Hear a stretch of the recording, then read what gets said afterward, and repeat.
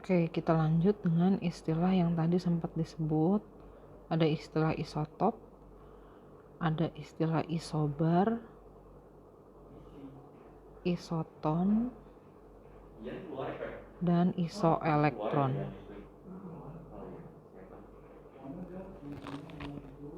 Nah, kita lihat dulu contohnya. Yang disebut isotop itu contohnya seperti ini.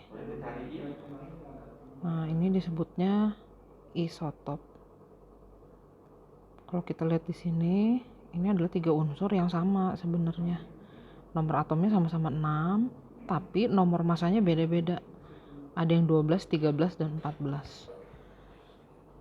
Nah, kalau kalian masih ingat, angka yang di bawah ini adalah nomor atom, ini adalah jumlah proton. Angka yang di atas ini adalah jumlah proton ditambah neutron. Jadi yang disebut isotop itu adalah 2 unsur atau beberapa unsur yang jumlah protonnya sama. Unsurnya unsur yang sama. Kalau dilihat di situ lambangnya sama-sama karbon. Unsurnya sama.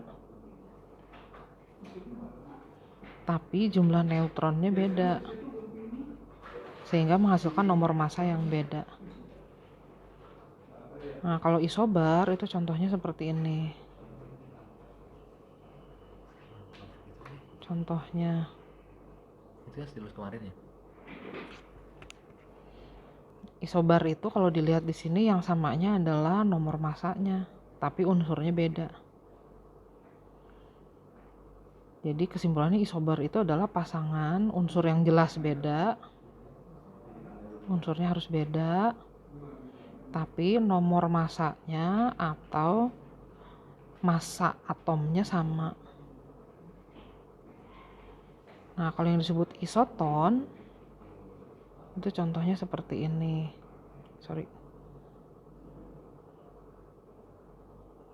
Ini dengan ini. Nah, kalau kita lihat apanya ya yang sama? Nomor atom beda, nomor massa beda, unsurnya beda. Tapi kalau kita hitung jumlah neutronnya di sini adalah 14 dikurangi 7 kan ya. Nomor massa kurangi nomor atom. Di sini juga jumlah neutronnya sama-sama 7. Jadi isoton itu adalah pasangan unsur yang beda. Jelas di situ 1 nitrogen, 1 karbon. Unsur beda, tapi jumlah neutronnya sama.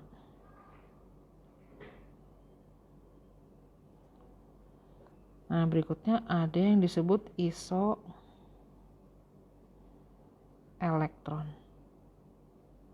Isoelektron berarti sama jumlah elektronnya. Nah, untuk ini kita pahami dulu ada yang disebut ion positif atau kation, ada yang disebut ion negatif atau anion. Seperti kita ketahui, elektron itu berada di kulit-kulit elektron dengan massa yang jauh lebih kecil daripada proton dan neutron yang ada di inti. Nah, oleh karena itu elektron itu bisa berpindah.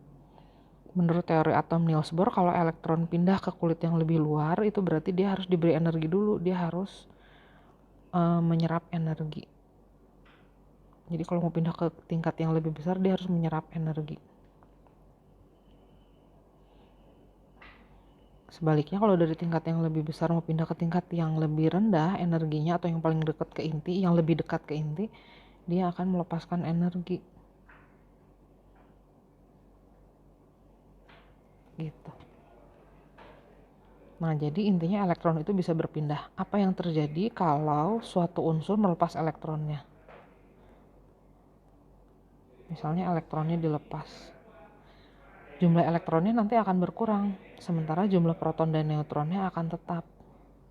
Contoh misalnya, kalau kita punya unsur natrium, nomor atomnya 11, nomor massanya 23.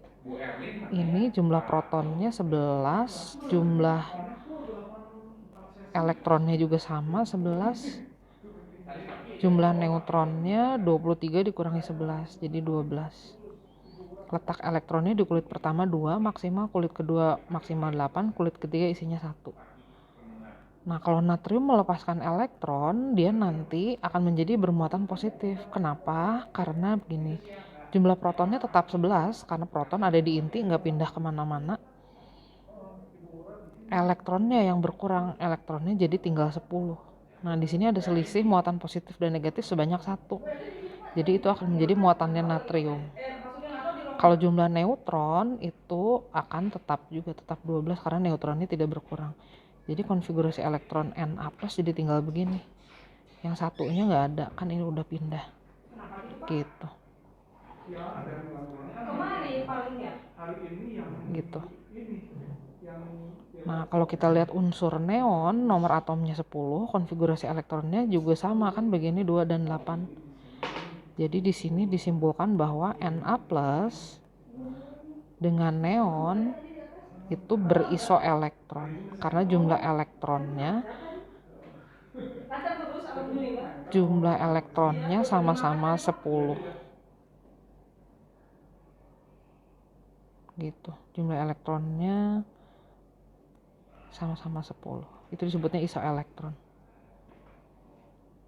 Jadi kalau kita lihat dari awal tadi kita review, isotop itu adalah pasangan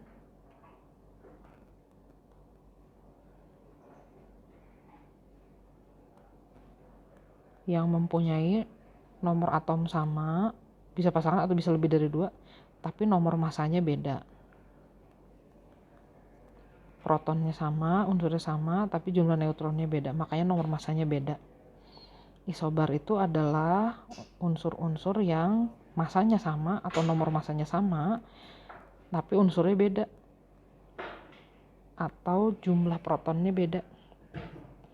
Isoton itu adalah pasangan unsur-unsur yang jumlah neutronnya sama. Nah, kalau isoelektron berarti jumlah elektronnya yang sama. Kayak gini contohnya. Jumlah elektronnya sama-sama 10. Ini tadinya 11 tapi dia melepas 1. Ini tadinya 10. Jadi makanya sama jumlah elektronnya dengan Na. Nah, contoh lain misalnya kalau kita punya unsur F. Nomor atomnya 9. Jumlah elektronnya kan 9 juga ya, konfigurasi elektronnya gini. Tapi kalau kita punya F negatif itu artinya F-nya dapat tambahan 1 elektron. Elektronnya tadinya 9, sekarang bertambah 1 menjadi 10. Jumlah protonnya tetap 9. Nah, di sini ada selisih kelebihan 1 elektron, makanya muatannya negatif. Ini elektronnya jadi 10, jadi konfigurasi elektronnya begini. Nah, ini sama lagi dengan Ne. Jadi ini juga dikatakan merupakan isoelektron.